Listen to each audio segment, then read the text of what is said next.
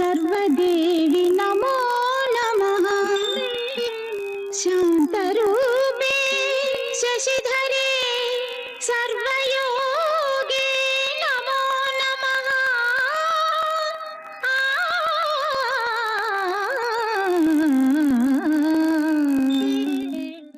ಎಲ್ರಿಗೂ ನನ್ನ ನಮಸ್ಕಾರ. ಕಳೆದ ವಾರ ನಾನು ಸಾಕಷ್ಟು ಸರಸ್ವತಿ ಮುದ್ರೆಗಳನ್ನು ಅದಕ್ಕೆ ಸಂಬಂಧಪಟ್ಟಂಥ ಮಂತ್ರಗಳನ್ನು ನಿಮ್ಗೆ ತಿಳಿಸ್ಕೊಟ್ಟಿದ್ದೀನಿ.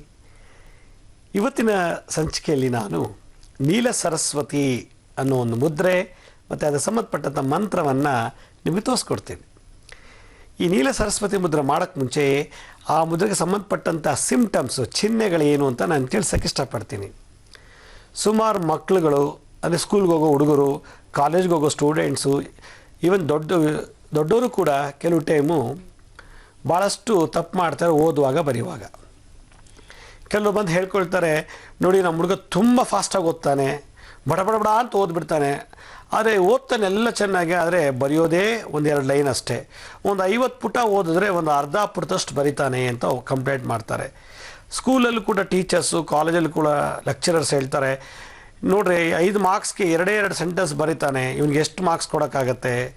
10 ಮಾರ್ಕ್ಸ್ ಪ್ರಶ್ನೆಗೆ ಒಂದು 2 ಲೈನ್ ಬರೆದ್ಬಿಟ್ಟು ಬಂದುಬಿಟ್ರೆ 10 ಮಾರ್ಕ್ಸ್ ಕೊಡ್ತಾರಾ ಅಂತ. ಅಲ್ಲಿಗೆ ಅರ್ಥ, ಪ್ರಶ್ನೆದು ತಪ್ಪಲ್ಲ, ಬರೆಯೋ ಉತ್ತರನೂ ತಪ್ಪಲ್ಲ, ಉತ್ತರ ಸರಿ ಇದೆ, ಆದರೆ ಬರೆಯೋ ರೀತಿ ಸರಿ ಇಲ್ಲ. ಕೆಲವರು ಫಾಸ್ಟಾಗಿ ಓದ್ತಾರೆ, ಓದುವಾಗ ತೊದಲಿಸ್ತಾರೆ, ಓದೋಕ್ಕೂ ಕೂಡ ತೊದಲಿಸ್ತಾರೆ, ಬ್ರೇಕ್ ಮಾಡಿ ಓದ್ತಾರೆ. ಜೊತೆಗೆ ಕೆಲವು ಟೈಮು ಅವ್ರೇನಾದ್ರು ಓದುವಾಗ ಸುಮ್ಮನೆ ಓದ್ತಾ ಇರ್ತಾರೆ, ಓದ್ತಿರ್ಬೇಕಾದ್ರೆ ಇನ್ನೆಲ್ಲೋ ಮೈಂಡ್ ಕಳಿಸ್ಬಿಡ್ತಾರೆ. ಮೈಂಡ್ ಅಂದರೆ ಮನಸ್ಸನ್ನು ಬೇರೆ ಕಡೆ ಕಳಿಸ್ತಾರೆ. ಕಿವಿ ಕೆರ್ಕೊಳ್ಳೋದು, ಬಾಯಿಗೆ ಪೆನ್ಸಿಲ್ ಹಾಕ್ಕೊಳ್ಳೋದು, ಅಲ್ಲ ಪೆನ್ ಹಾಕ್ಕೊಳ್ಳೋದು, ಇಲ್ಲ ಸುಮ್ಮನೆ ಇನ್ನೆಲ್ಲೋ ಒಂದು ಕಡೆ ಬಾಗಿದ ಕೆರ್ಕೊಳ್ಳೋದು, ಅಥವಾ ಇನ್ನೇನೋ ಒಂದು ಮುಡ್ತಾ ಇರೋದು, ಓದ್ತಾ ಇರ್ತಾರೆ ಇನ್ನೇನೋ, ಅಥವಾ ಓದ್ತಾ ಒಂದು ತಿಂಡಿ ತಿನ್ನೋದು, ಅಥವಾ ಓದ್ತಾ ಇನ್ನೇನೋ ಮಾಡೋದು. ಏನೋ ಒಂದು ಮೈಂಡ್ಗೆ ಸ್ಥಿರತೆ ಇರೋದಿಲ್ಲ, ಮನಸ್ಸಿಗೆ ಸ್ಥಿರತೆ ಇರೋದಿಲ್ಲ. ಆ ಸ್ಥಿರತೆ ಬರಬೇಕು ಅಂದರೆ ಏನು ಮಾಡಬೇಕು? ಜೊತೆಗೆ ಕೆಲವರು ಓದ್ತಾರೆ, ಬರೆಯೋಕ್ಕೆ ಬರೋದಿಲ್ಲ, ಬರೆದ್ರೆ ಓದೋಕ್ಕೆ ಬರೋದಿಲ್ಲ, ಓದೋದ್ರಲ್ಲಿ ಆಸಕ್ತಿ ಕಮ್ಮಿ, ಎಷ್ಟು ಬೇಕೋ ಅಷ್ಟು ಓದ್ಕೊಂಡು ಪಾಸ್ ಮಾಡ್ಕೊಂಡು ಬಂದುಬಿಡ್ತಾರೆ. 35ಕ್ಕೆ ಎಷ್ಟು ಬರಬೇಕು, 100ಕ್ಕೆ 35 ಬಂದರೆ ಪಾಸ್ ಅಂತ ಹೇಳ್ತಾರೆ. ಅಷ್ಟಕ್ಕೆ ಮಾತ್ರ ಓದ್ತಾರೆ, ವಾಪಸ್ಸು ಪಾಸ್ ಮಾಡ್ಕೊಳ್ಳೋಷ್ಟು ಓದ್ಬಿಟ್ಟು ಬಂದುಬಿಡ್ತಾರೆ. ಅಂದರೆ ಸಂಪೂರ್ಣವಾಗಿ ಓದೋದಿಲ್ಲ, ಓದೋದ್ರಲ್ಲೂ ಕೂಡ ಇಷ್ಟಪಟ್ಟು ಓದಬೇಕು, ಕಷ್ಟಪಟ್ಟು ಓದ್ಕೊಂಡು 35 ಪಾಸ್ ಮಾಡ್ಕೊಂಡ್ಬಿಡ್ತಾರೆ. ಈ ರೀತಿ ಗೊಂದಲ ಇರುವಂಥ ವಿದ್ಯಾರ್ಥಿಗಳಿಗೆ, ಸ್ಟೂಡೆಂಟ್ಸ್ಗಳಿಗೆ ಮತ್ತು ದೊಡ್ಡವ್ರಿಗೆ, ಕೆಲವು ಲಾಯರ್ ಅಷ್ಟೇ 15-20 ಪೇಜಸ್ಸು ಎಲ್ಲ ಡ್ರಾಫ್ಟ್ ಹಾಕಿರ್ತಾರೆ, ಕೋರ್ಟ್ನಲ್ಲಿ ಜಡ್ಜ್ ಮುಂದೆ ಹೋದಾಗ 2 ನಿಮಿಷ ಮುಗಿಸ್ಬಿಡ್ತಾರೆ. ಪಾಪ ಇದೆಲ್ಲ ಅವ್ರ ಕ್ಲೈಂಟಿಗೆ ತೊಂದರೆ ಆಗುತ್ತೆ. ಈ ಲೆಕ್ಚರರ್ಸ್ ಅಷ್ಟೇ ಒಂದು 5-6 ಪೇಜ್ ಪ್ರಿಪ್ರೇಷನ್ ಮಾಡ್ಕೊಂಡು ಹೋಗ್ತಾರೆ ಕಾಲೇಜಲ್ಲಿ ಕ್ಲಾಸ್ ರೂಮಲ್ಲಿ ಲೆಕ್ಚರ್ ಕೊಡೋಕ್ಕೆ ಅಂತ. 40 ನಿಮಿಷದ ಒಂದು ಪೀರಿಯಡು ಅಥವಾ 1 ಅವರ್ ಒಂದು ಪೀರಿಯಡ್ ಇರುತ್ತೆ, ಅದರಲ್ಲಿ 2 ನಿಮಿಷ ಮಾತಾಡಿ 50 ನಿಮಿಷ ಸುಮ್ಮನೆ ಕಾಲ ಕಳೆದುಬಿಡ್ತಾರೆ. ಅವ್ರಿಗೇನು ಹೇಳಬೇಕು ಅಂತ ಗೊತ್ತಾಗ್ತಿಲ್ಲ, ಏನು ಪಾಠ ಮಾಡಬೇಕು ಅನ್ನೋದು ಗೊತ್ತಾಗ್ತಿಲ್ಲ. ಯಾಕೆಂದರೆ ಪ್ರಿಪೇರ್ ಆಗಿರ್ತಾರೆ, ಆದರೆ ಹೇಳೋ ರೀತಿ ಗೊತ್ತಾಗ್ತಿಲ್ಲ, ಅದು ಯಾವ ರೀತಿ ಹುಡುಗರು ತಿಳಿಸ್ಬೇಕು ಅನ್ನೋ ಧಾಟಿ ಗೊತ್ತಾಗ್ತಿಲ್ಲ. ಈ ಥರ ಇದ್ದಂಥ ಸಮಸ್ಯೆಗೆ ಒಂದು ಮುದ್ರಾಶಾಸ್ತ್ರದಲ್ಲಿ ನೀಲ ಸರಸ್ವತಿ ಅನ್ನೋ ಒಂದು ಮುದ್ರೆಯನ್ನು ಮಾಡಬೇಕು ಅಂತ ಹೇಳ್ತಾರೆ. ಅಂದರೆ ನಮ್ಮ 4 ಬ್ರೈನ್, ಅಂದರೆ ಫ್ರಂಟಲ್ ಲೋಬಿ, ಟೆಂಪರಲ್ ಲೋಬಿ, ಪ್ಯಾರಿಟಲ್ ಲೋಬಿ, ಆಕ್ಯುಪಿಟಲ್ ಲೋಬಿ. ಆಕ್ಯುಪಿಟಲ್ ಲೋಬಿನೇ ನಾವು ಓದೋಕ್ಕಿಂತ ಯೂಸ್ ಮಾಡೋದು. ಓದೋದು ರೀಡಿಂಗ್, ನೋಡಿ ಓದೋದನ್ನೇ ನಾವು ಆಕ್ಯುಪಿಟಲ್ ಬ್ರೈನು ಯೂಸ್ ಮಾಡ್ತೀವಿ. ಈ ಆಕ್ಯುಪಿಟಲ್ ಬ್ರೈನಲ್ಲಿ ನ್ಯೂರಾನ್ಸ್ ಏನಾದರೂ, ಕೆಲವು ರಕ್ತನಾಳಗಳು, ಅಂದರೆ 4 ಬ್ರೈನಲ್ಲೂ ಕೂಡ ರಕ್ತನಾಳಗಳಲ್ಲಿ ಏನಾದರೂ ತೊಂದರೆ ಇದ್ದರೆ, ರಕ್ತ ಸರೀಸಾಗಿ ಹರಿಯಲಿಲ್ಲ ಅಂದರೆ, ನ್ಯೂರಾನ್ಗೆ ಬೇಕಷ್ಟು ರಕ್ತಗಳು ಸರಬರಾಜು ಆಗಲಿಲ್ಲ ಅಂದರೆ, ಗಡಿಬಿಡಿಯಾಗಿ ಓದೋದು, ಫಾಸ್ಟಾಗಿ ಓದೋದು, ಎಷ್ಟು ಬೇಕೋ ಅಷ್ಟು ಓದ್ಬಿಡೋದು, ಪೂರ್ತಿ ಓದೋಕ್ಕೆ ಇಲ್ಲ, ಆಮೇಲೆ 5 ನಿಮಿಷದಲ್ಲಿ 10 ಪೇಜ್ ಓದ್ಬಿಡೋದು, ಸುಮ್ಮನೆ ಹಿಂಗೇನೋ ಓದೋದು, ಅಂದರೆ ಜ್ಞಾನ ಗ್ರಹಿಸೋ ಶಕ್ತಿ ಕಮ್ಮಿ ಇರ್ತದೆ. ಆ ಥರ ಇರುವಂಥ ವಿದ್ಯಾರ್ಥಿಗಳಿಗೆ ಈ ನೀಲ ಸರಸ್ವತಿ ಏನೋ ಮುದ್ರೆ ಮತ್ತು ಮಂತ್ರವನ್ನು ಮಾಡಿದ್ದೇ ಆದರೆ ಗ್ರಹಣ ಶಕ್ತಿ, ಅಂದರೆ ಗ್ರಹಿಸೋ ಶಕ್ತಿ, ಜ್ಞಾನಶಕ್ತಿ, ಬುದ್ಧಿಶಕ್ತಿ, ಈ 3 ಕೂಡ ಈ ನೀಲ ಸರಸ್ವತಿಲಿ ಬರ್ತದೆ. ಬೌದ್ಧ ಸನ್ಯಾಸಿಗಳು, ಅಂದರೆ ಗೌತಮ ಬುದ್ಧ ಮತ್ತು ಅವನ ಅನುಯಾಯಿಗಳು, ಅಂದರೆ ಆ ಪರಂಪರೆಯಲ್ಲಿ ನೀಲ ಸರಸ್ವತಿ ಮುದ್ರೆಯನ್ನು ಮಾಡ್ತಾರೆ. ಚೈನಾ, ಜಪಾನ್, ಹೀಗೆ ಹಲವಾರು ದೇಶಗಳಲ್ಲಿ ಈ ನೀಲ ಸರಸ್ವತಿ ಮುದ್ರೆಯನ್ನು ಮಾಡಿ ಜ್ಞಾನ ಅಭಿವೃದ್ಧಿಯನ್ನು ಪಡ್ಕೊಳ್ತಾರೆ. ಅದರಿಂದ ಬಹಳ ಶಾರ್ಪ್. ಅರ್ಧ ಗಂಟೆ ಓದೋದು ಒಂದೇ, 2 ಗಂಟೆ ಟೈಮ್ ಓದೋದು ಒಂದೇ. ಓದೋದಲ್ಲಿ ಅರ್ಧ ಗಂಟೆ ಓದಿ ಅದನ್ನೆಲ್ಲ ಗ್ರಹಿಸೋ ಶಕ್ತಿ, ಅದನ್ನು ಜ್ಞಾನದಲ್ಲಿ ತುಂಬುವಂಥ ಶಕ್ತಿ, ಸಕಾಲಕ್ಕೆ ಹೊರಗೆ ಹಾಕುವಂಥ ಶಕ್ತಿಯನ್ನು ಕೊಡುವಂಥ ಒಂದು ವಿಶೇಷವಾದಂಥ ಸರಸ್ವತಿ ಈ ನೀಲ ಸರಸ್ವತಿ. ಈ ನೀಲ ಸರಸ್ವತಿ ಮುದ್ರೆ ಮಾಡಬೇಕು ಅಂದರೆ 5 ರಕ್ತನಾಳಗಳು ಚೆನ್ನಾಗಿರಬೇಕು ಬ್ರೈನಲ್ಲಿ. ಒಂದು inferior sagittal sinus, superior sagittal sinus, sigmoid sinus, cavernous sinus ಅಂದರೆ ಸ್ಟ್ರೈಟ್ ಸೈನಸ್ ಅಂತ ಈ 5 ಸೆಗಿಟಲ್ ಸೈನಸ್ ಅಂದರೆ ರಕ್ತನಾಳಗಳು ಬ್ರೈನಲ್ಲಿ ರಕ್ತ ಹರಿಯಕ್ಕೆ ಹೋಗಲಿಲ್ಲ ಅಂದರೆ, ಅದೇ ರಕ್ತ ಹರಿತಾ ಇಲ್ಲ ಅಂದರೆ ಈ ಸೋಮಾರಿತನ, ಆಲಸ್ಯ, ನಿದ್ದೆ, ಹೊತ್ತು ಹಂಗೆ ನಿದ್ದೆ ಮಾಡಿಬಿಡೋದು ಇದೆಲ್ಲ ಪ್ರಾರಂಭ ಆಗುತ್ತೆ. ಈ ಥರ ಒಂದು ತೊಂದರೆಗಳು ಯಾರಿಗಿದೆಯೋ ಅಂಥವರು ದಿನನಿತ್ಯ ನೀಲ ಸರಸ್ವತಿ ಮುದ್ರೆ ಮತ್ತು ಮಂತ್ರವನ್ನು ಮಾಡಬೇಕು. ಹಾಗಾದರೆ ಆ 5 ರಕ್ತನಾಳಗಳು ಸರಾಗವಾಗಿ ಹರಿದು ಎಲ್ಲೂ ಹೆಪ್ಪು ಕಟ್ಕೊಂಡ್ಬಿಟ್ರೆ, ಏನಾದರೂ ಆ ರಕ್ತನಾಳಗಳೇನೋ ಹೆಪ್ಪು ಕಟ್ಕೊಂಡ್ಬಿಟ್ರೆ ಪಾರ್ಕಿನ್ಸನ್ ರೋಗ ಬಂದುಬಿಡುತ್ತೆ. ಅಥವಾ ಏನೋ ಜೋರಾಗಿ ಏಟು ಹೊಡೆದು ಅಥವಾ ಏನೋ ಬಿದ್ದು ಅಥವಾ ಮಚ್ಚುಲಾಗನೆ ಹೊಡೆದಿದ್ರೆ ಈ 5 ರಕ್ತನಾಳಗಳು ಬ್ರೈನಲ್ಲಿ ಯಾವ್ದಾದ್ರು ಒಂದು ನಾಳ ಬ್ಲಾಕ್ ಆಗಿಬಿಟ್ರೆ ಅಥವಾ ಎಪ್ ಕಟ್ಕೊಂಡ್ಬಿಟ್ರೆ ಈ ಲೈಫ್ ಲಾಂಗ್ ಅವನು ಚೇತರಿಸ್ಕೊಳ್ಳೋಕೆ ಸಾಧ್ಯನೇ ಇಲ್ಲ. ಆ ರೀತಿ ಆಗಬಾರ್ದು ಅಂದರೆ ಈ ನೀಲ ಸರಸ್ವತಿ ಮುದ್ರೆ ಮಾಡೋದ್ರಿಂದ ರಕ್ತನಾಳಗಳಲ್ಲಿ ರಕ್ತ ಸರಾಗವಾಗಿ ಹರಿಯುತ್ತೆ. ಆಗ ಓದುವುದರಲ್ಲಿ ಲವಲವಿಕೆ ಇರುತ್ತೆ, ಆಸಕ್ತಿ ಜಾಸ್ತಿ ಆಗುತ್ತೆ. ಓದುವಾಗ ತೊದಲು ಏನಾರಿದ್ರೆ ತೊದಲು ನಿವಾರಣೆ ಆಗುತ್ತೆ. ಮತ್ತು ಬರೆಯುವಾಗ ಏನು ಕಾನ್ಸಂಟ್ರೇಷನ್ ಇರುತ್ತೋ ಅಷ್ಟೇ 2 ಕಾನ್ಸಂಟ್ರೇಷನ್ ಓದುವಾಗಿರುತ್ತೆ. ಓದಿದ್ದನ್ನು ಬರೆಯೋದೇ ಒಂದು ಚಾಣಾಕ್ಷತೆ. ಕೆಲವರಿಗೆ ಓದಕ್ಕೆ ಬರೆಯಲ್ಲ, ಬರೀತಾರಷ್ಟೇ. ಎಷ್ಟೋ ಜನ ಬರೆಯೋದಲ್ಲಿ ಸೋಮಾರಿಗಳು, ಎಷ್ಟು ಕೊಟ್ಟರು ಓದ್ತಾರೆ. ಕೆಲವರು ಎಷ್ಟು ಕೊಟ್ಟರು ಬರೀತಾರೆ, ಆದರೆ ಓದೋದೊಂದೇ ಅಲರ್ಜಿ. ಈ ಥರ ಸಿಂಪ್ಟಮ್ಸ್ ಯಾರಿಗಿದೆಯೋ ಅಂಥವ್ರಿಗೆ ನೀಲ ಸರಸ್ವತಿ ಮತ್ತು ಆ ಮುದ್ರೆಯನ್ನು ದಿನನಿತ್ಯ ಪಾರಾಯಣ ಮಾಡಿದ್ರೆ, ಜಪ ಮಾಡಿದ್ದೆ ಆದರೆ ನಾನು ಇಷ್ಟೊತ್ತು ಏನು ಹೇಳೋದು ಆ ಸಿಂಪ್ಟಮ್ಸ್ ಎಲ್ಲ ನಿವಾರಣೆ ಆಗುತ್ತೆ. ಹಾಗಾದರೆ ಆ ನೀಲ ಸರಸ್ವತಿ ಮುದ್ರೆ ಆ ಮಂತ್ರ ಹೇಗಿರುತ್ತೆ? ನೀಲ ಸರಸ್ವತಿ ಮುದ್ರೆ ಮಾಡೋದಕ್ಕೆ ಮುಂಚೆ ನಾನೀಗಾಗಲೇ ಕುಲಜಾ ಸರಸ್ವತಿ, ಕಿಣಿ ಸರಸ್ವತಿ, ಈ ಚಿತ್ರೇಶ್ವರಿ ಸರಸ್ವತಿ ಮುದ್ರೆಗಳೆಲ್ಲ ಹೇಳಿದ್ದೀನಿ. ಆದರೆ ಇದೊಂದು ವಿಶೇಷವಾದದ್ದು ಏನಂದರೆ ಈ ನೀಲ ಸರಸ್ವತಿಲಿ ಬಹಳಷ್ಟು ಒಂದು ಒತ್ತು ಕೊಡೋದು ಬ್ರೈನ್ಗೆ ಏನಪ್ಪ ಅಂದರೆ ಗ್ರಹಿಸ ಶಕ್ತಿನ, ಅಬ್ಸರ್ವೇಷನ್. ಎಷ್ಟು ಓದ್ತೀವೋ ಅಷ್ಟನ್ನು ಅಬ್ಸರ್ವ್ ಮಾಡ್ಕೊಂಡ್ಬಿಡುತ್ತೆ. ಮತ್ತು ಅಬ್ಸರ್ವ್ ಮಾಡಿದ್ದನ್ನು ಲಾಂಗ್ ಟರ್ಮ್ ಮೆಮೊರಿಲಿ ಇಟ್ಬಿಡುತ್ತೆ. ಹಿಪ್ಪೋ ಕ್ಯಾಂಪಸ್ ಅನ್ನೋ ಒಂದು ಸ್ಮಾಲ್ ಮಾಂಸದ ಮುದ್ದೆ ಬ್ರೈನಲ್ಲಿರೋದು, ಅದನ್ನು ಎಷ್ಟು 5 ನಿಮಿಷ ಏನು ಓದಿದಿರೋ ಅದು 50 ವರ್ಷಕ್ಕೂ ಕೂಡ ಮರೀಬಾರ್ದು, ಹಾಳಾಗಬಾರ್ದು, ಎರೇಸ್ ಆಗಬಾರ್ದು, ಹಳಿಸ್ಬಾರ್ದು ಅನ್ನೋ ದೃಷ್ಟಿನಲ್ಲಿ ಆ ಹಿಪ್ಪೋ ಕ್ಯಾಂಪಸ್ಸು ಅದನ್ನು ಶಾರ್ಟ್ ಟರ್ಮ್ ಮೆಮೊರಿಯಿಂದ ಲಾಂಗ್ ಟರ್ಮ್ ಮೆಮೊರಿಗೂ ತೊಗೊಂಡು ಇಟ್ಕೊಟ್ಬಿಡುತ್ತೆ. ಈ ನೀಲ ಸರಸ್ವತಿ ಮುದ್ರೆ ಹೇಗಿರುತ್ತೆ ಅಂದರೆ, ನಮ್ಮ ಹಸ್ತ ತಗೊಳ್ಳಿ, ಈ ರೀತಿ ಬಲಗೈ ಹಸ್ತ ಎಡಗೈ ಹಸ್ತ ಎರಡು ತಗೊಂಡಾಗ ನಮ್ಮ ಹೆಬ್ಬೆಟ್ಟು ಅಂದರೆ ಈ ಶುಕ್ರ ಗ್ರಹ ಈ ಅಂಗುಷ್ಟದ ಮೇಲೆ ತೋರ್ಬೆರಳದ ಪ್ರಾಣ, ಆಕಾಶ, ವಾಯುತತ್ವ, ಆಕಾಶತತ್ವ ಮತ್ತು ಜಲತತ್ವ. ಈ ಜಲತತ್ವ, ಆಕಾಶತತ್ವ, ವಾಯುತತ್ವವನ್ನು ಈ ಹೆಬ್ಬೆಟ್ಟ ಮೇಲೆ ಈ ರೀತಿ ಇಡಬೇಕು. ಈ ರೀತಿ ಇಟ್ಬಿಟ್ಟು ಪ್ರೆಸ್ ಮಾಡಬೇಕು. ಚೆನ್ನಾಗಿ ಪ್ರೆಸ್ ಮಾಡಿಬಿಟ್ಟು ಈ ಉಂಗುರದ ಬೆರಳನ್ನು ಸ್ಟ್ರೈಟಾಗಿ ನಿಲ್ಲಿಸ್ಬೇಕಿದು. ಇದು ಭೂಮಿ ತತ್ವ ಅಂತೇಳಿ, ಇದು ಭೂತತ್ವ. ಇದನ್ನು ಈ ರೀತಿ ನಿಲ್ಲಿಸಿದಾಗ ಇದಕ್ಕೆ ಏನು ಹೇಳ್ತಾರೆ ಅಂದರೆ ನೀಲ ಸರಸ್ವತಿ ಮುದ್ರಾ ಅಂತ ತೋರಿಸ್ತಾರೆ. ನೋಡಿ, ಈ ರೀತಿ ನೀಲ ಸರಸ್ವತಿ. ಈ ಬೆರಳಲ್ಲಿ ಇದು ಅಗ್ನಿತತ್ವ, ವಾಯುತತ್ವ, ಆಕಾಶತತ್ವ, ಜಲತತ್ವ. ಇದಿಷ್ಟು ಇಲ್ಲಿ ಒಂದೇ ಕಡೆನೇ ಪಾಯಿಂಟಿಗೆ ಇದಿಷ್ಟು ಒಂದೇ ಕಡೆ ಸೇರೋ ಥರ ಇರಬೇಕು, ಜಂಕ್ಷನ್. ಇದಕ್ಕೆ ಈ ರೀತಿ ಯಾವಾಗ ಜಂಕ್ಷನಿಗೆ ಆಯಿತು ಹಾಗೆ ಈ ಮುದ್ರೆಯನ್ನು ನಿಧಾನವಾಗಿ ಪ್ರೆಸ್ ಮಾಡ್ತಾ ಮಾಡ್ತಾ ಮೇಲಕ್ಕೆ ಎತ್ತಬೇಕು. ಈಗ ನೋಡಿ, ಹೀಗೆ ಈ ಉಂಗುರದ ಬೆರಳನ್ನು ಕ್ಲೀನಾಗಿ ಮೇಲೆತ್ತಬೇಕು. ಈ ರೀತಿ ಮಾಡಿ ಸ್ಟ್ರೈಟಾಗಿ ನಿಲ್ಲಿಸಿದಾಗ ನೀಲ ಸರಸ್ವತಿ ಅಂತ ಹೇಳ್ತಾರೆ. ಇದಕ್ಕೆ ಓಂ ಶ್ರೀಂ ಹ್ರೀಂ ಮ್ರಸೌ ಓಂ ಫಟ್ ನೀಲ ಸರಸ್ವತ್ಯೈ ನಮಃ ಅಂತ ಹೇಳ್ತಾರೆ. ಇದಕ್ಕೆ ಇದು ನೋಡಿ, ಇದಿಷ್ಟು ಹೆಂಗೆ ಮಾಡಬೇಕು ಅಂದರೆ 4 ಬೆರಳುಗಳು ಒಂದೇ ಕಡೆ ಇರಬೇಕಿದು. 4 ಬೆರಳುಗಳು ಒಂದೇ ಕಡೆ ಜಾಯಿಂಟ್ ಆಗಬೇಕು. ಈ ರೀತಿ ಜಾಯಿಂಟ್ ಆದಾಗ ಈ ಉಂಗುರದ ಬೆರಳು ಮಾತ್ರ ಸ್ಟ್ರೈಟಾಗಿ ನಿಲ್ಲಿಸಬೇಕು. ಉಂಗುರದ ಬೆರಳು ಈ ಉಂಗುರದ ಬೆರಳನ್ನು ಸ್ಟ್ರೈಟಾಗಿ ನಿಲ್ಲಿಸಿದಾಗ ಇದಕ್ಕೆ ನೀಲ ಸರಸ್ವತಿ ಮುದ್ರಾ ಅಂತಾರೆ. ಓಂ ಶ್ರೀಂ ಹ್ರೀಂ ಬ್ರಸೌ ಹುಂ ಫಟ್ ನೀಲ ಸರಸ್ವತ್ಯೈ ನಮಃ. ಓಂ ಶ್ರೀಂ ಹ್ರೀಂ ಬ್ರಸೌ ಹುಂ ಫಟ್ ನೀಲ ಸರಸ್ವತ್ಯೈ ನಮಃ. ಓಂ ಶ್ರೀಂ ಹ್ರೀಂ ರಸೌ ಹುಂ ಫಟ್ ನೀಲ ಸರಸ್ವತ್ಯೈ ನಮಃ ಅಂತ ಯಾರು ಈ ಮುದ್ರೆಯನ್ನು ಧಾರಣೆ ಮಾಡಿ ಮಂತ್ರ ಹೇಳ್ತಾರೋ ಅವರಿಗೆ ನಿರಂತರವಾದಂಥ ಗ್ರಹಿಸೋ ಶಕ್ತಿ, ಜ್ಞಾನಶಕ್ತಿ, ಬುದ್ಧಿಶಕ್ತಿ ಅಭಿವೃದ್ಧಿ ಆಗುತ್ತೆ. ಈ ಮುದ್ರೆ ಯಾರು ಮಾಡ್ತಾರೋ ಅವ್ರಿಗೆ ತೊದಲು ಹೊಟ್ಟೋಗುತ್ತೆ. ಓದುವಾಗ ತೊದಲು, ಮಾತಾಡುವಾಗ ತೊದಲಿದ್ರೆ ತೊದಲು ಹೊಟ್ಟೋಗುತ್ತೆ. ಆಲಸ್ಯ, ಜಡತ್ವ, ಸೋಮಾರಿತನ, ಬರೆಯುವಾಗಲೂ ಸೋಮಾರಿತನ ಇದ್ದರೆ ಬರಿತಾ ಬರಿತಾ ನಿದ್ದೆ ಮಾಡ್ತಾ ಇದ್ದರೆ ಇದನ್ನು 2 ನಿಮಿಷ ಮುಂಚೆನೇ ಮಾಡಿಬಿಟ್ರೆ ಬರೆಯುವಾಗ ನಿದ್ದೆ ಬರೋದಿಲ್ಲ. ಓದುವಾಗ ಇದನ್ನು 5 ನಿಮಿಷ 10 ನಿಮಿಷ ಮಾಡಿಬಿಟ್ಟು ಓದೋಕ್ಕೆ ಶುರು ಮಾಡಿದ್ರೆ ನಿದ್ದೆ ಬರೋದಿಲ್ಲ, ಗಮನ ಬೇರೆ ಕಡೆ ಹೋಗೋದಿಲ್ಲ. ಇದು ಮಾಡೋದ್ರಿಂದ ಏಕಾಗ್ರತೆ ಜಾಸ್ತಿ ಆಗುತ್ತೆ, ಕಾನ್ಸಂಟ್ರೇಷನ್ ಜಾಸ್ತಿ ಆಗುತ್ತೆ. ಕಾನ್ಸಂಟ್ರೇಷನ್ ಜೊತೆಗೆ ನಾವೇನಾದರೂ ಒಂದೊಳ್ಳೆ ಮೆಸೇಜ್ ಕೊಡಬೇಕು, 50 ಪುಟದ್ದು ಒಂದು ಸಮ್ಮರಿನ ಬರೀರಿ ಅಂದರೆ 2 ಸೆಂಟೆನ್ಸಲ್ಲಿ ಬರೀಬೇಕು ಅಂದರೆ ಈ ನೀಲ ಸರಸ್ವತಿ ಜ್ಞಾನ ಇರಲೇಬೇಕು. ಈ ಕಿರು ಬೆರಳು ಮಾತ್ರ ಚೆನ್ನಾಗಿ ಪ್ರೆಸ್ ಮಾಡಬೇಕು ಈ ಹೆಬ್ಬೆಟ್ ಮೇಲೆ. ಅವಾಗೇನಾಗುತ್ತೆ, ಆಲಸ್ಯ ಹೊಟ್ಟೋಗುತ್ತೆ. ಕೆಲವು ಓದುವಾಗ ಸಿಕ್ಕಾಬಟ್ಟೆ ಏನು ಮಾಡ್ತಾರೆ, ಯೂರಿನ್ ಪಾಸ್ ಮಾಡಬೇಕು ಅಂತಾರೆ. ಅದಕ್ಕೆ ಕಿರುಬೆರಳ ಮೇಲೆ ಈ ಕಿರುಬೆರಳನ್ನು ಈ ಅಂಗುಷ್ಟದ ಮೇಲೆ ಪ್ರೆಸ್ ಮಾಡಿದಾಗ ಯೂರಿನೇಷನ್ ಕೂಡ ಕಮ್ಮಿ ಆಗಿಬಿಡುತ್ತೆ. ಈ ಥರ ನೋಡಿ, ಈ ರೀತಿ ಮಾಡಬೇಕು. ಈ ಯೂರಿನೇಷನ್ ಕೂಡ ಕಮ್ಮಿ ಆಗುತ್ತೆ. ಆವಾಗ ಓದುವಾಗ ಕಂಟಿನ್ಯೂಸ್ ಆಗಿ ಯೂರಿನ್ ಪಾಸ್ ಮಾಡೋದು ಕೂಡ ಕಮ್ಮಿ ಆಗುತ್ತೆ.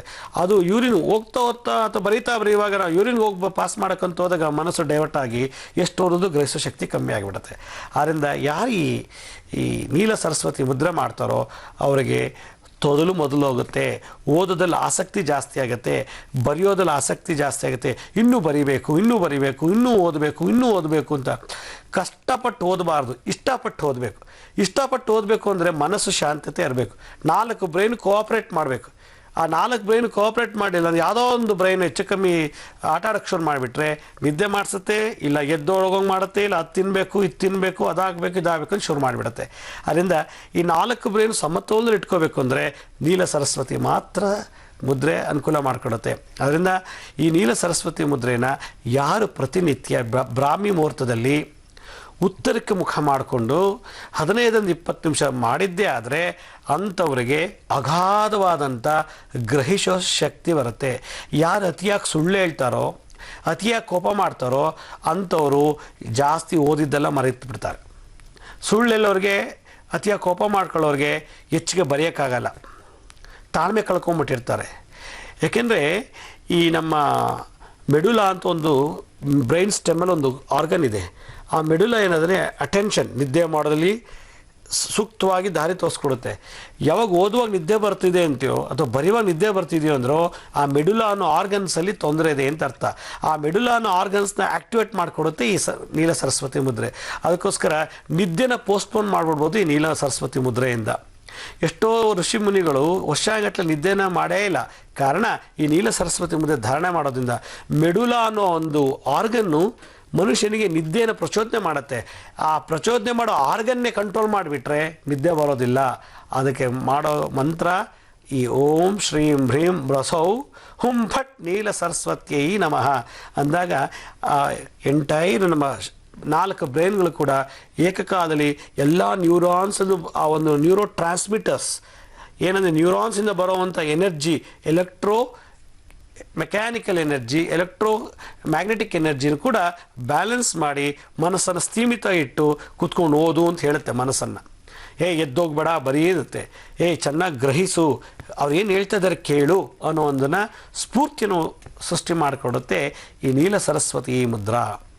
ಆದ್ದರಿಂದ ಈ ನೀಲ ಸರಸ್ವತಿ ವಿಶೇಷವಾಗಿ ಓದೋದ್ರನ್ನ ಆಸಕ್ತಿ ಜಾಸ್ತಿ ಮಾಡುತ್ತೆ. ಎಷ್ಟೋ ಜನ ತಾಯಿಂದಿರು ತಂದಿದ್ದರು ಆಟ ಆಡ್ತಾನೆ ಓದೋದಿಲ್ಲ, ಓದು ಅಂತ ಕೂರಿಸಿದ್ರೆ 10 ನಿಮಿಷಕ್ಕೆ ಎದ್ದೋಗ್ಬಿಡ್ತಾನೆ.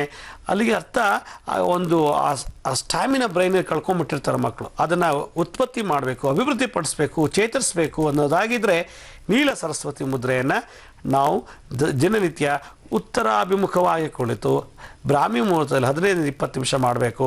ಆದರೆ ಮಾಡುವಾಗ ಖಾಲಿ ಹೊಟ್ಟೆಲಿರಬೇಕು. ಯಾಕೆ ಅಂದರೆ ನ್ಯೂರಾನ್ಸ್ಗೆ ಇದು ಎಕ್ಸಸೈಸ್ ಆಗುತ್ತೆ ಈ ಮುದ್ರೆಯಿಂದ. ಯಾವಾಗ ನಾವು ಈ ಮುದ್ರೆ ಮಾಡ್ತೀವಿ ನ್ಯೂರಾನ್ಸ್ಗಳಿಗೆ ಎಕ್ಸಸೈಸ್ ಆಗುತ್ತೆ, ನರಗಳಿಗಲ್ಲ, ಮೂಳೆಗಳಿಗಲ್ಲ, ಬ್ರೈನಲ್ಲಿರೋ ನ್ಯೂರಾನ್ಸ್ಗಳಿಗೆ, ನರಜಂತುಗಳಿಗೆ ಇದು ಆ್ಯಕ್ಟಿವೇಟ್ ಮಾಡಿಕೊಳ್ಳುತ್ತೆ. ಆದ್ದರಿಂದ ಊಟ ಮಾಡಬಾರ್ದು. ಯಾವಾಗಲೂ ಹೊಟ್ಟೆಯಲ್ಲಿ ಖಾಲಿ ಇಟ್ಕೊಂಡು ಬೆಳಗ್ಗೆ ಎದ್ದ ತಕ್ಷಣ ಟಾಯ್ಲೆಟ್ಗೆ ಹೋಗಿ ಮಲಮೂತ್ರ ವಿಸರ್ಜನೆ ಮಾಡಿ ಚೆನ್ನಾಗಿ ನೀರು ಕುಡಿದು ಒಂದು 15-20 ನಿಮಿಷ ಈ ಮುದ್ರೆಯನ್ನು ಧಾರಣೆ ಮಾಡಬೇಕು. ಈ ಕಿರು ಬೆರಳನ್ನು ಚೆನ್ನಾಗಿ ಪ್ರೆಸ್ ಮಾಡಿದಷ್ಟು ನಿಮಗೆ ಮನಸ್ಸು ಸ್ಥೀಮಿತ ಇರುತ್ತೆ. ಇದು ಪ್ರೆಸ್ ಮಾಡಿದಷ್ಟು ನಿಮಗೆ ಕಿರು ಬೆರಳನ್ನು ಮನಸ್ಸನ್ನು ಎಳೆಯುತ್ತೆ. ಕೂತ್ಕೊಂಡು ಓದು ಬರೀ ಕೇಳು ನೋಡು ಅಂತ ಹೇಳುತ್ತೆ. ಹೀಗೆ ನೀಲ ಸರಸ್ವತಿ ಭಾಳ ವಿಶೇಷವಾದಂಥ ಮುದ್ರೆ. ನಮ್ಮ ವೀಕ್ಷಕ ಬಾಂಧವರು ಸಾಕಷ್ಟು ಜನ ನಮ್ಮ ವಾಹಿನಿಗೆ ಭಾಳ ಪತ್ರ ಬರೆದಿದ್ದಾರೆ. ಎಂದಿನಂತೆ ಇವತ್ತು ಕೂಡ ನಾನು ಅವ್ರು ಬರೆದಂಥ ಪತ್ರಗಳಿಗೆ ಉತ್ತರ ಕೊಡೋಕ್ಕೆ ಇಷ್ಟಪಡ್ತೀನಿ. ವಸಂತಿ ಸುಂದರ್ ಅಂಥೇಳಿ ಕಡಪದಿಂದ ಆಂಧ್ರ ಪ್ರದೇಶದಿಂದ ಬರೆದಿದ್ದಾರೆ. ಅವ್ರಿಗೆ ಭಾಳಷ್ಟು ದಿನ ಗ್ಯಾಸ್ಟ್ರೈಟಿಕ್ ಇದೆಯಂತೆ, ತಲೆನೋವು ಬರುತ್ತಂತೆ, ಊಟ ಮಾಡಿದಾಗ ವಾಮಿಟಿಂಗ್ ಆಗುತ್ತೆ, ಏನೇ ತಿಂದರೂ ಕೂಡ ಅದು ಸೊಪ್ಪು ತಿಂದರೆ ತರಕಾರಿ ತಿಂದರೆ ಗ್ಯಾಸ್ ಟ್ರಬಲ್ ಜಾಸ್ತಿ ಆಗುತ್ತೆ, ಮತ್ತು ನನಗೆ ವಾಂತಿ ಆಗಿಬಿಡುತ್ತೆ, ತಲೆನೋವು ಬರುತ್ತೆ ಅಂತ ಹೇಳಿದ್ದಾರೆ. ಎರಡನೇ ಪ್ರಶ್ನೆ, ನಾವು ತುಂಬ ಬಡತನ, ನಮಗೆ ಲಕ್ಷ್ಮೀ ಕಟಾಕ್ಷ ಆಗಬೇಕು, ಆಗ ಆ ರೀತಿ ಆಗಬೇಕಾದ್ರೆ ಯಾವ ಮುದ್ರೆ ಮಾಡಬೇಕು? ನಮ್ಮನೇಲಿ ಆಮೆ ಇಟ್ಟಿದ್ದೀವಿ, ನೀರಿನಲ್ಲಿ ಇಟ್ಟು ಪೂಜೆ ಮಾಡ್ತೀವಿ, ತುಳಸಿ ಪೂಜೆ ಮಾಡ್ತೀವಿ, ಆದರೂ ಕೂಡ ನಮ್ಮನೇಲಿ ಲಕ್ಷ್ಮೀ ಕೃಪಾ ಕಟಾಕ್ಷ ಆಗಿಲ್ಲ.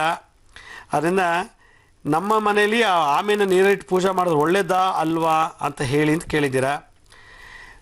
ವಸಂತಿ ಸುಂದರ್ ಅವರೇ, ಕಡಪದಿಂದ ತಾವು ಬರೆದಿದ್ದು ಪತ್ರ ಭಾಳ ಸಂತೋಷ ಆಯಿತು.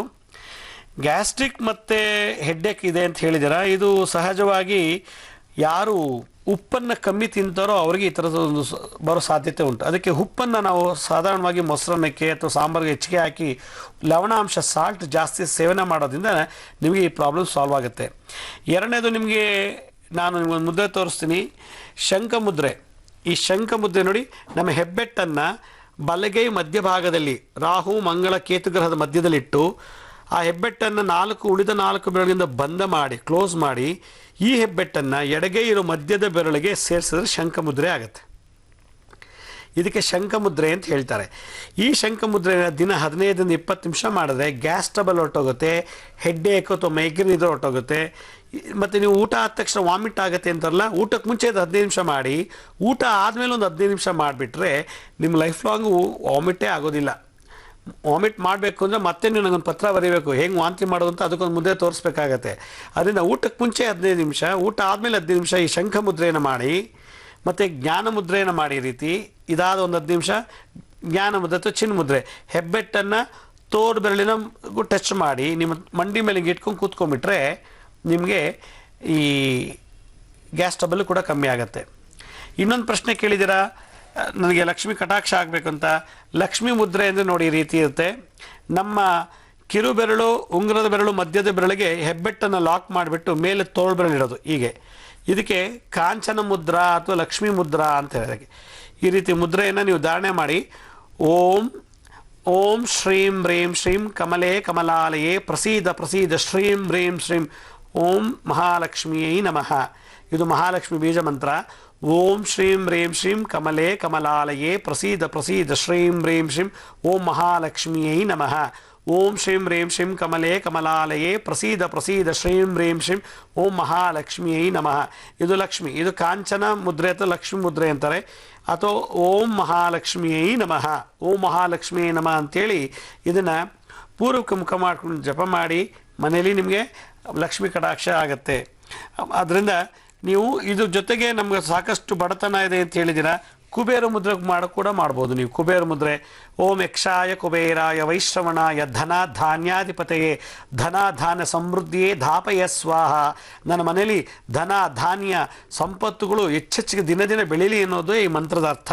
ಇದನ್ನು ಕುಬೇರ ಮುದ್ರೆ ಅಂದರೆ ಅಂಗುಷ್ಟದ ಮೇಲೆ ತೋರು ಬೆರಳು ಮತ್ತು ಮಧ್ಯದ ಬೆರಳನ್ನು ಇಟ್ಟು ಇನ್ನು ಉಳಿದ 2 ಬೆರಳುಗಳನ್ನು ಶುಕ್ರ ಗ್ರಹದ ಬುಡಭಾಗದಲ್ಲಿ ಪ್ರೆಸ್ ಮಾಡಿದಾಗ ಕುಬೇರ ಮುದ್ರೆ ಆಗುತ್ತೆ. ಈ ರೀತಿ ಕುಬೇರ ಮುದ್ರೆ, ಈ ಮುದ್ರೆಯನ್ನು ನೀವು ಧಾರಣೆ ಮಾಡಿ. ಶಂಖ ಮುದ್ರೆ, ಜ್ಞಾನ ಮುದ್ರೆ, ಲಕ್ಷ್ಮೀ ಮುದ್ರೆ ಮತ್ತು ಈ ಕುಬೇರ ಮುದ್ರೆ ನೀವು 4 ದಿನನಿತ್ಯ ಮಾಡಿದ್ದಾರೆ ನಿಮ್ಮ ಪತ್ರ ಬರೆದಂಥ ಎಲ್ಲ ಸಮಸ್ಯೆಗಳು ನಿವಾರಣೆ ಆಗುತ್ತೆ. ಭಾಳ ಸಂತೋಷ ತಾವು ಪತ್ರ ಬರೆದಿದ್ದಕ್ಕೆ. ಇನ್ನೊಬ್ಬರು ಅಶ್ವಿನಿ ಅಂತೇಳಿ 27 ವರ್ಷ ವಯಸ್ಸು, ಅವರು ಕೂಡ ಪನಿಮಂಗಳೂರಿ ಅಂತ ಯಾವುದೋ ಸೌತ್ ಕೆನಡಾದಿಂದ ಒಂದು ಊರಿಂದ ಬರೆದಿದ್ದಾರೆ. ಅವ್ರದ್ದು ಏನಂದರೆ ಕಣ್ಣಿನ ಸಮಸ್ಯೆ ಇದೆಯಂತೆ. 9 ವರ್ಷದಿಂದ ಕಣ್ಣಿನ ಸಮಸ್ಯೆ ಇದೆ. ರೈಟ್ ಐ ಸೈಟು 4.50 ಇದೆ, ಲೆಫ್ಟ್ ಐ ಸೈಟ್ ಇಸ್ 3.75 ಇದೆ. ಕನ್ನಡಕ ಹಾಕಲು ನನಗೆ ಇಷ್ಟ ಇಲ್ಲ, ಇದಕ್ಕೆ ಮುದ್ರೆ ತಿಳಿಸಿ ಅಂತ ಹೇಳಿದ್ದಾರೆ. ಅಶ್ವಿನಿಯವರೇ, ಇದು ಸರ್ಪದೋಷ ಇದ್ದಂಥವ್ರಿಗೆ ಕಣ್ಣಿನ ಸಮಸ್ಯೆ ಬರ್ತದೆ. ಒಂದು. ಎರಡನೇದು ಏಜ್ ಆಗ್ತಾ ಕಣ್ಣಿನ ಸಮಸ್ಯೆ ಬರುತ್ತೆ, ಪ್ರಕೃತಿ ನಿಯಮ. ಇದು ನಿಮ್ಮ ಚಿಕ್ಕ ವಯಸ್ಸಿಗೆ ಬಂದಿರೋದ್ರಿಂದ ನೀವು ಪ್ರಾಣಮುದ್ರೆ ಮಾಡಿದ್ರೆ ಬೇಗ ಕಣ್ಣಿನ ಸಮಸ್ಯೆ ನಿವಾರಣೆ ಆಗುತ್ತೆ. ಪ್ರಾಣಮುದ್ರೆ ಅಂದ್ರೇನು? ಹೆಬ್ಬೆಟ್ ಮೇಲೆ ಕಿರು ಬೆರಳನ್ನು ಮತ್ತು ಉಂಗುರದ ಬೆರಳನ್ನು ಜೋಡಿಸ್ಬಿಟ್ರೆ ಇದಕ್ಕೆ ಪ್ರಾಣ ಅಂತ ಹೇಳ್ತಾರೆ. ಈ ಪ್ರಾಣ ಮುದ್ರೆಯನ್ನು ಮಾಡಿದ್ರೆ ಎಂಥ ಕಣ್ಣಿನ ದೋಷಗಳು ನಿವಾರಣೆ ಆಗುತ್ತೆ.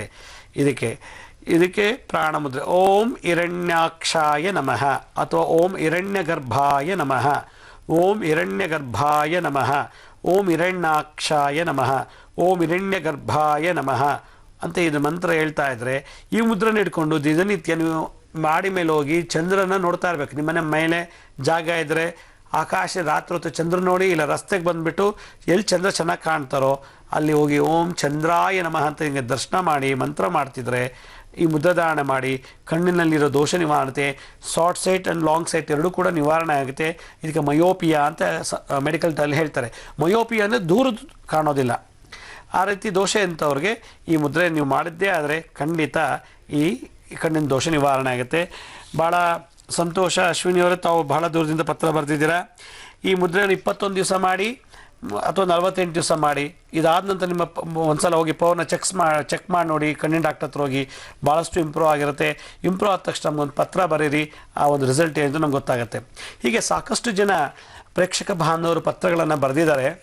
ಕೆಲವು ಕಡೆ ಎಲ್ಲ ಏಜ್ ಬರೆಯೋದಿಲ್ಲ. ಏಜ್ ಯಾಕೆ ಬರೆಯೋದಿಲ್ಲೋ ನಂಗೆ ಗೊತ್ತಿಲ್ಲ. ಕೆಲವು ಸಮಸ್ಯೆಗಳಿಗೆ ಏಜ್ ಕೂಡ ಬರೆದ್ರೆ ನಂಗೆ ಅನುಕೂಲ ಆಗುತ್ತೆ. ಆ ಏಜಿನ ತಕ್ಕಂತೆ ಇಷ್ಟು ನಮಸ್ಕಾರ ಹಾಕ್ಬೋದು ಅಂತ ಹೇಳೋಕೆ ಅನುಕೂಲ ಆಗುತ್ತೆ. ನೀವು ಏಜೇ ಬರೆಯೋದಿಲ್ಲ ಅಂದರೆ ಕಷ್ಟ. ಆದ್ದರಿಂದ ನಾನು ಗೆಸ್ ಮಾಡ್ಕೊಂಡು ಹೇಳೋಕ್ಕಾಗೋದಿಲ್ಲ. ಅವ್ರಿಗೆ 50 ವರ್ಷನೋ 20 ವರ್ಷನೋ 5 ವರ್ಷನೋ ಗೊತ್ತಾಗೋದಿಲ್ಲ. ಏಜ್ ಎಲ್ಲಿ ತಿಳಿಸ್ತಿರೋ ಆ ಏಜಿಗೆ ಸಂಬಂಧಪಟ್ಟಷ್ಟು ನಮಸ್ಕಾರಗಳನ್ನು ತಿಳಿಸೋಕೆ ಅನುಕೂಲ ಆಗುತ್ತೆ. ಆದ್ದರಿಂದ ಪ್ರತಿಯೊಬ್ಬರು ಯಾರು ಪತ್ರ ಬರೆಯೋದಿದ್ದರೆ ನಿಮ್ಮ ಹೆಸರು, ವಯಸ್ಸು ಮತ್ತು ಯಾವ ಊರಿಂದ ಬರೆದಿದ್ದೀರಾ ಸಂಕ್ಷಿಪ್ತವಾಗಿ ನೀವು ಸಮಸ್ಯೆಗಳನ್ನು ಬರೆದಿದ್ದೇ ಆದರೆ ನಾನು ಅದನ್ನು ಈಸಿಯಾಗಿ ಇದು ಪರಿಹಾರ ನೀಡ್ಬೋದು. ಇನ್ನೊಂದು ಜನ ಪತ್ರ ಬರೆದಿದ್ದಾರೆ, ನನಗೆ ಸಾಕಷ್ಟು ಜೀರ್ಣಶಕ್ತಿ ಕಮ್ಮಿ ಇದೆ ಅಂತೇಳಿ. ಜೀರ್ಣಶಕ್ತಿ ಕಮ್ಮಿ ಇದೆ ಅಂತಂದರೆ ನೀವು ಶಂಖಮುದ್ರೆ ಮಾಡ್ಬೋದು. ಶಂಖಮುದ್ರೆ ಅಂದರೆ ನೋಡಿ, ಈ ರೀತಿ ಶಂಖಮುದ್ರೆ ಈ ರೀತಿ ಮಾಡೋದ್ರಿಂದ ಭಾಳಷ್ಟು ಬೇಗ ಜೀರ್ಣ ಆಗುತ್ತೆ. ಜೀರ್ಣ ಆದ ತಕ್ಷಣ ತೇಗ್ ಬರುತ್ತೆ. ತೇಗ್ ಬಂದಿದೆ ಅಂದರೆ ನೀವು ಕರೆಕ್ಟಾಗಿ ಊಟ ಮಾಡಿ ಜೀರ್ಣ ಆಗಿದೆ ಅಂತ. ಈ ಶಂಖಮುದ್ರೆ ಮಾಡೋದ್ರಿಂದ ಜೀರ್ಣ ಕೂಡ ಆಗುತ್ತೆ. ಈ ರೀತಿ ನೀವು ದಿನನಿತ್ಯ ಶಂಖಮುದ್ರೆ ಮಾಡಿದ್ರೆ ಆದರೆ ಯಾವುದೇ ರೀತಿ ಡೈಜೆಸ್ಟಿವ್ ಸಿಸ್ಟಮಲ್ಲಿ ಪ್ರಾಬ್ಲಮ್ ಇದ್ದರೆ ಕಂಪ್ಲೀಟಾಗಿ ಕ್ಯೂರ್ ಆಗುತ್ತೆ. ಇದೇ ರೀತಿ ನಾನು ಮುಂದಿನ ಸಂಚಿಕೆಯಲ್ಲಿ ಇನ್ನೊಂದು ಹೊಸ ವಿಶೇಷವಾದ ಸರಸ್ವತಿ ಮುದ್ರೆ ತಮ್ಮನ್ನು ಭೇಟಿ ಮಾಡ್ತೀನಿ. ಅಲ್ಲಿವರೆಗೂ ನನ್ನ ನಮಸ್ಕಾರ. ಸಾಯಿರಾಮ್.